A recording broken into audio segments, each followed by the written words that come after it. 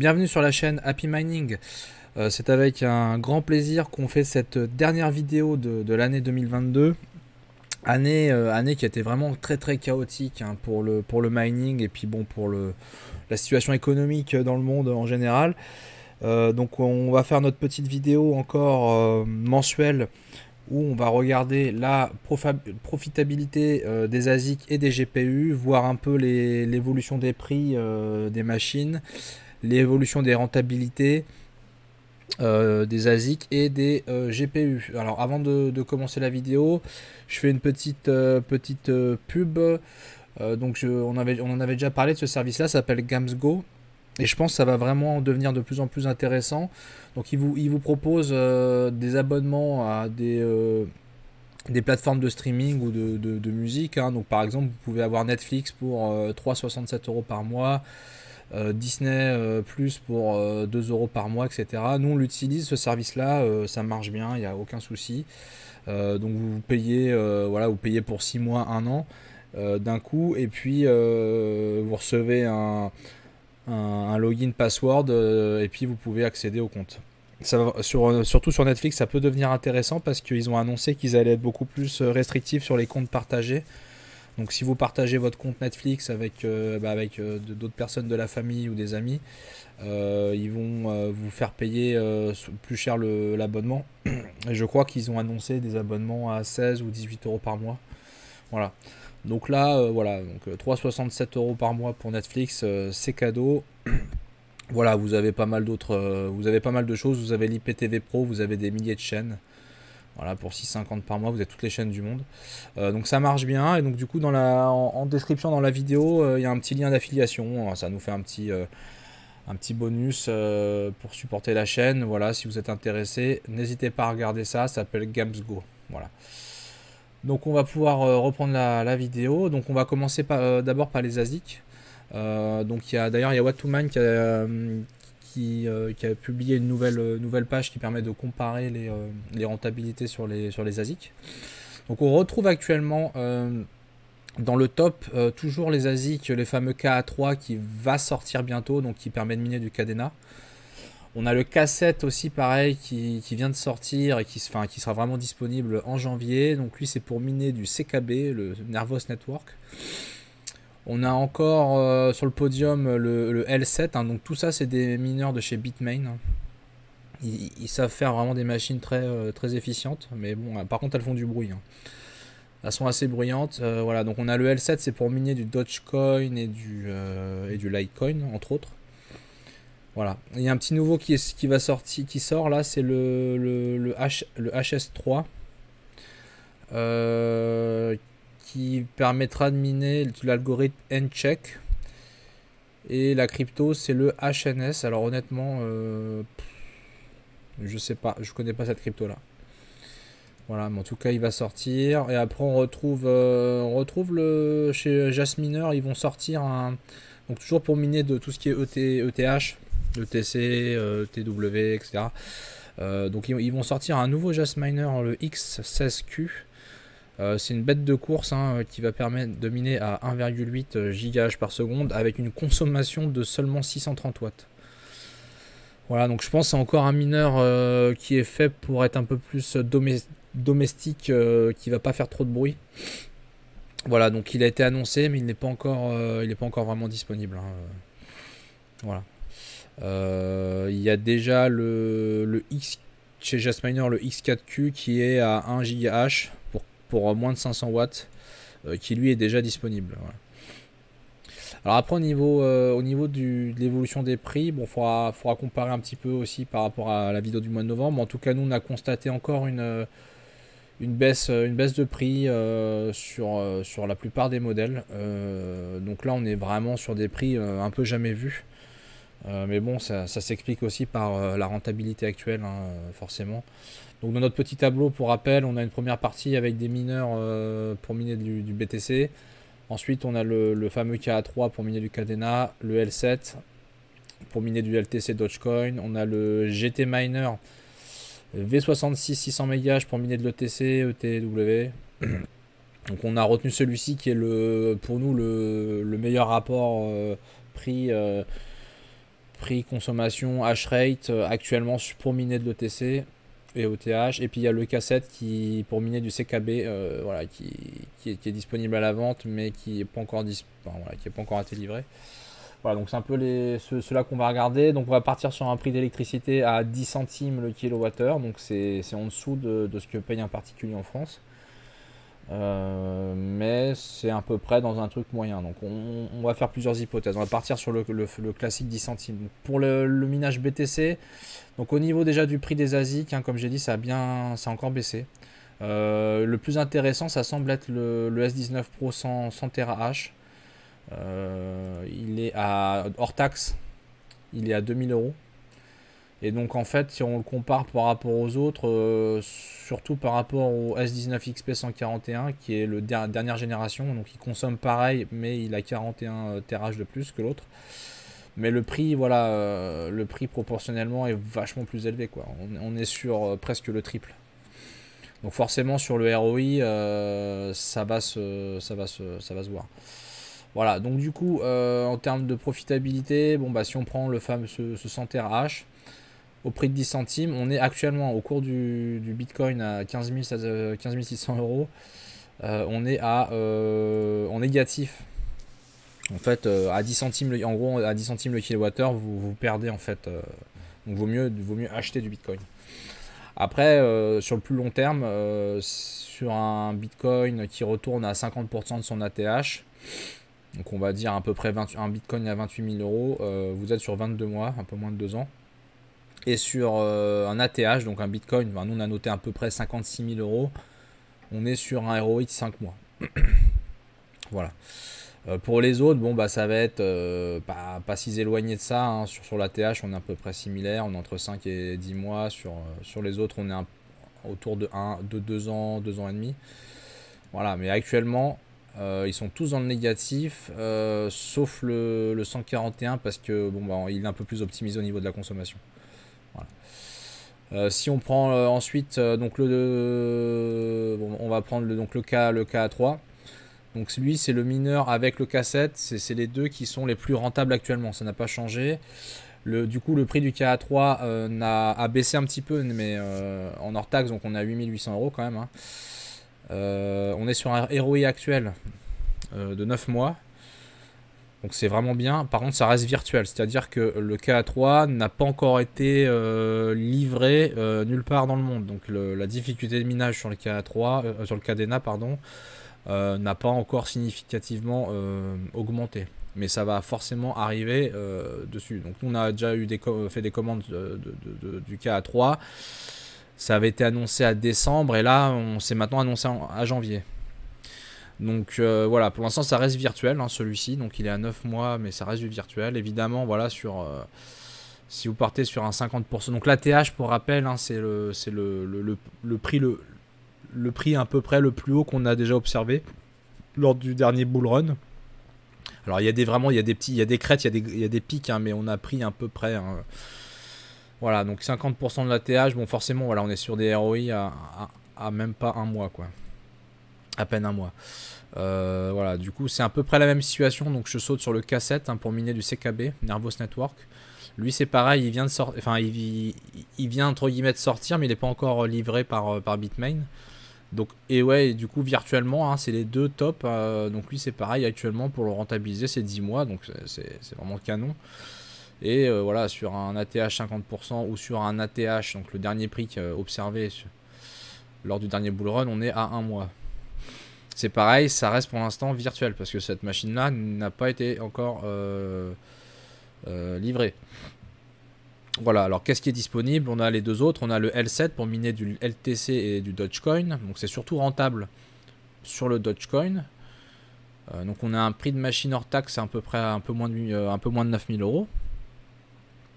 Voilà. Bon après c'est pour vous donner un ordre d'idée, hein, en électricité ça va actuellement vous coûter 230 euros. À un prix d'électricité à 10 centimes et en profit par mois on est quand même à plus de 500 euros quand même.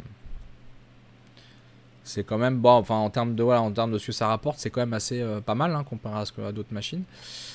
Donc actuellement bon bah on est quand même on est un ROI sur 29 mois. Voilà, donc on est à peu près à 2 ans et demi. Et voilà, après sur un ROI à 50% de l'ATH, on est à 5 mois. Et à l'ATH, on est à 2 mois. Voilà, après, attention, il y a des petites rumeurs que le Dogecoin passerait peut-être en Proof of Stake. Donc c'est à observer. C'est à observer. C'est à voir. Voilà. Et ensuite, il nous reste le minage ETC. Donc lui, c'est un peu particulier. En termes de prix, la machine, hein, pour 600 MHz, hein, pour ceux qui se rappellent un peu, on est à 1100 hors taxe. Donc 1100 hors taxe pour 600 MHz, c'est vraiment canon. C'est énorme pour une consommation de 400 watts. Donc la machine est silencieuse et tout. Donc faut vraiment en termes de machine, en termes de prix, par rapport à ce qu'on a connu avec le minage GPU, ça paraît très très correct. Le souci, c'est que voilà, actuellement, bon bah sur le TC, alors nous on a pris le TC. Alors si vous minez, c'est vrai que si vous minez d'autres cryptos, on va prendre par exemple, allez, on va faire un petit aparté. On va prendre par exemple donc 600 MHz 400 watts. C'est vrai que vous pouvez. Alors le TC c'est pas le plus rentable. Vous voyez, on est à 76 centimes de dollars par jour. Avec l'électricité à. Ah oui, pardon. On va garder l'électricité à 10 centimes pour avoir à peu près la même base. Voilà, on est à. Voilà, ça tombe à. Voilà, on est à 28 centimes par jour pour la machine. Et donc, mais par exemple, vous pouvez très bien miner de l'ETHW qui est un peu le fork majeur qui a décollé, donc il rapporte quand même beaucoup plus. Et il y en a qui rapportent même 2 fois plus actuellement. Il y a le QuarkChain, voire l'Ubique. Voilà. Bon, nous on se base sur l'ETC, on pourrait éventuellement se baser sur l'ETHW pour faire gonfler le ROI. Mais bon, voilà, on se base sur l'ETC qui est un peu une valeur la plus sûre à miner, on va dire. Et voilà, donc on est sur un ROI actuellement à 180 mois. C'est énorme. Alors c'est pas négatif, hein, la machine, vous minez pas à perte. Mais le ROI est très éloigné. Par contre, après ramener sur un 50% de l'ATH de l'ETC, on est à 15 mois, ce qui est tout à fait correct. Et 7 mois quand on est sur un ATH. Pour une machine qui ne demande pas un investissement en soi énorme, 1100 €, par rapport à ce qu'on a connu. Voilà pour le petit tour d'horizon. Après, pour le fun, si vous voulez, je peux mettre le coût de l'électricité pour un particulier qui a 17, on va dire 17 centimes, hein, hop, plein pot. Donc actuellement, voilà, vous êtes en négatif sur pas mal, bon, toujours sur tous les mineurs Bitcoin, mineurs ETC. Vous êtes quand même sur le K3 à 10 mois et sur le K7 à 15 mois. Bon, après, comme j'ai dit, ça reste virtuel. Ces machines-là n'ont pas encore été livrées, mises en route. Et sur le TC, on est à moins 78 mois. Regardez, si vous y croyez, partez sur un pari. Sur l'avenir, sur le long terme, au prochain bull run, toutes ces machines-là seront rentabilisées, quoi. En soi. Alors oui, bien sûr, actuellement, ça vaut plus le coup d'acheter la crypto plutôt que le matériel, hein, quand on est en négatif, mais à long terme, même si vous préférez vous êtes un peu fou, partir sur l'achat d'une machine plutôt qu'acheter de la crypto, et si vous pensez qu'on va revenir un jour à l'ATH, vous serez pas perdant, quoi.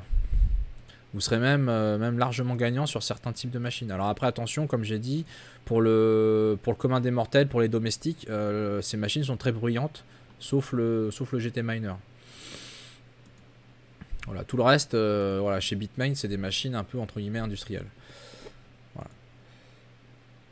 Et après, bah, si vous partez plutôt sur des coûts d'électricité très faibles qu'on peut avoir dans certaines fermes de minage, bon après ils prennent des frais et tout, mais bon, on va dire on va partir sur 5 centimes. Voilà, sur 5 centimes actuellement il n'y a rien qui est négatif, donc les gens, ça les incite à continuer à miner. Et puis voilà, donc vous voyez, hein, actuellement on a. Alors après c'est énorme, hein, même sur le GT Miner V66 pour miner le TC, on est quand même à 54 mois. Après il y a des trucs pas trop dégoûtants, hein, sur le 100 TRH, on est à 31 mois. sur le Bitcoin. Voilà. Et puis après, si on part sur 50% de l'ATH, hein, ce qui est pour moi pas du tout de la science-fiction et totalement réaliste, d'obtenir ça au prochain bull run. Alors oui, ça sera sans doute pas en 2023, plus probablement au cours de 2024.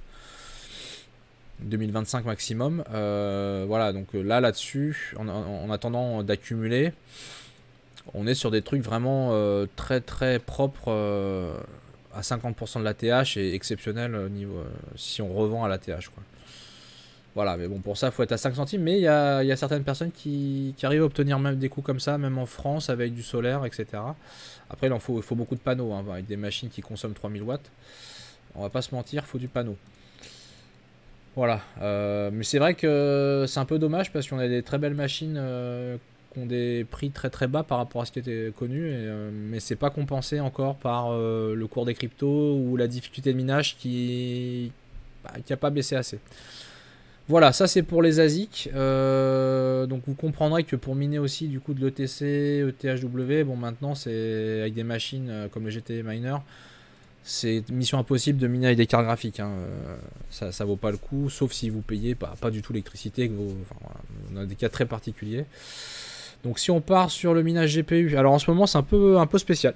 C'est-à-dire que bon, ça reste toujours la cata. On est toujours, voilà, bon, et encore je prends sur à 10 centimes, hein, mais à 10 centimes le kilowattheure, donc déjà c'est pas tout le monde qui peut l'avoir.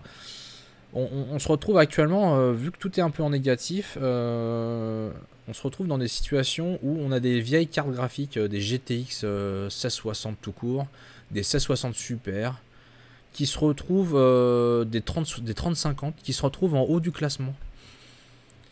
Devant des cartes qui sont censées être les plus efficientes. Donc, par exemple, on a chez Nvidia la 3070, elle est assez réputée, c'est une carte qu'on aime bien. Elle se retrouve en dessous de 3060 Ti, 60 Super, etc. Alors en ce moment c'est un peu particulier, il y a un phénomène sur le Radeon. Donc voilà, même si on va sur hashrate.no, c'est pareil, on retrouve la même tendance. On a des 1660 Super, 1660 Ti qui s'en sortent bien, qui arrivent à être à peu près à l'équilibre, à 10 centimes le kilowattheure, grâce au Radeon. Par contre, si vous sortez du Radeon, vous êtes direct en négatif sur les autres. Voilà, bon, je pense à un épiphénomène, ça va pas durer, je ne pense pas. Voilà, après, voilà, pour vous faire mal au cœur, hein, si on part à 17 centimes le kilowattheure, hop. Voilà, donc d'ailleurs, du coup, ouais, c'est des petites. En fait, les cartes qui s'en sortent le mieux, c'est du coup, c'est plutôt des cartes qui consomment pas beaucoup. Et elles s'en sortent grâce à des algorithmes comme le Radeon. Mais voilà, vous êtes, en profit, vous êtes à la meilleure carte, vous êtes à moins 12 centimes par jour, donc c'est quand même dingue. En revenu brut, pour ceux qui payent pas trop cher l'électricité, on va dire même 10 centimes, on va dire vous avez des panneaux solaires et tout, on va rester à 10 centimes. Bon. Donc en revenu brut, hein, on a des cartes, si vous avez des 3090, voilà, vous avez des cartes qui rapportent 50 centimes. Par contre, en profit net, ouais, c'est compliqué, quoi. Il y a tout qui est quasiment négatif, hein. Après, je pense pas que vous avez acheté la 490 pour miner avec. C'est la seule qui est légèrement positive. Et bon, vu le prix de la carte, vous allez jamais la rentabiliser. Enfin, c'est marqué, voilà, break-even. Bon, c'est presque un nombre infini. Donc va falloir être patient, Si on regarde un petit peu les difficultés de minage, j'aime bien regarder le TC, hop, qui s'est mangé pas mal, hein, après le merge. Donc avant le merge, on était à, on va prendre le hash, alors là on est sur le hash rate, on va prendre, voilà, le hash rate.